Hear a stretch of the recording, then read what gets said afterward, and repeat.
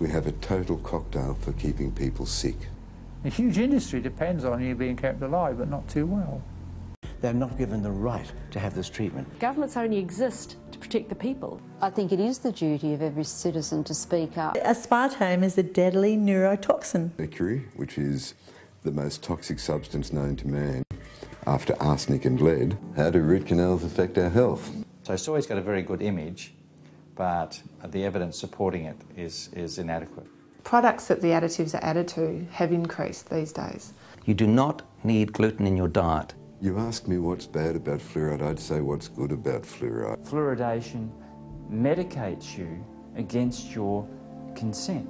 They're not necessarily presenting us the truth. The fact that the generation following us may be the first generation where they have a lower life expectancy than in human history compared to the previous generation. And in an ironic way, we have half the world dying of undernutrition and the other half dying of overnutrition. 60% of adults are overweight and obese. In Australia, about 1 in 4 kids are overweight and obese. Well, if we link obesity and diabetes together, we now call it diabesity, this is the biggest epidemic in human history. The soy will prevent breast cancer, whether soy will prevent any cancer. I think there isn't enough evidence.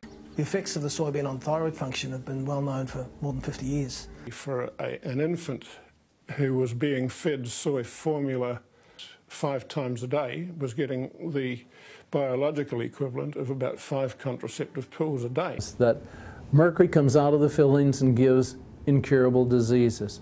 Root canals have toxins that come out and give people incurable diseases that can be cured. When mercury is known in any of the literature to be the most toxic natural element on the planet, they say it's of no health significance. How do they say that? Money. Why would we want to keep people sick? It's very simple, I believe. Dead people and healthy people don't buy drugs. Only sick people buy drugs.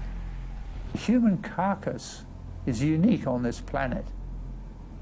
It's the only one that has a commercial value only when it's diseased, has no value when it's healthy.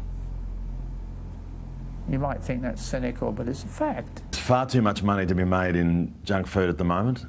But we think legislation, particularly things like restricting junk food advertising to children. That if you get a bad start in life, that's going to put you on a trajectory for the rest of your life that's going to be hard to get off. Children have rights not to be exposed to inappropriate advertising, and they are. And this is something that should stop. Good quality nutritious food is expensive because it's very cheap to produce high calorie, high sugar, high fat food. If you look at it strictly, it's cheaper to be obese. The Tim Tam biscuit, it's interesting that in a chocolate biscuit you have to add 5 colours. For some people, even small doses of additives can cause problems. Those who put their children onto a diet that removes these additives, also finding an improvement in their overall well-being themselves.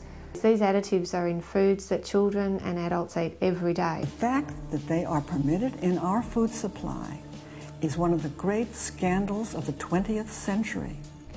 Aspartame is incredibly addictive. So if we've got people drinking lots of diet drinks, plus they're having diet yogurts, plus they're having diet this, that and the other, they could potentially be having a very large intake of some of these artificial sweeteners. And to be honest, the research isn't there to back up the safety in the long term. 76 to 86% of all complaints to the TGA and the FDA are about aspartame. All sorts of things that gluten is used for now that it used not to be. So our gluten intake is huge compared to 100 years ago. There are more and more people getting sick from eating gluten. The commercial markets are fueling the obesity epidemic. The requirements of a supermarket, for instance, which are how do we get the product to them as cheaply as possible. And so we end up damaging the integrity of the food. What our parents had, what the parents before them had, is the way to go. Unprocessed, good quality food. Why are we not given the freedom to do what we want to do as long as we're given an intelligent choice? This is the sort of thing we're working against, and it's called money It is called politics. It is not called health. And when the laws go beyond that and actually start to work to the detriment of the consumer, they have to be questioned. TGA raided Pan Pharmaceuticals and permanently closed it. This is an agency that has enormous powers and can apply them seemingly at will. I found one thing about the truth. You speak the truth, and it puts you in the crosshairs. I'm so glad to be talking to you because you have the abilities to take this where I'm speaking to a handful of people. You can show a lot of people and generate awareness. It isn't that hope is gone, it's that hope is covered up.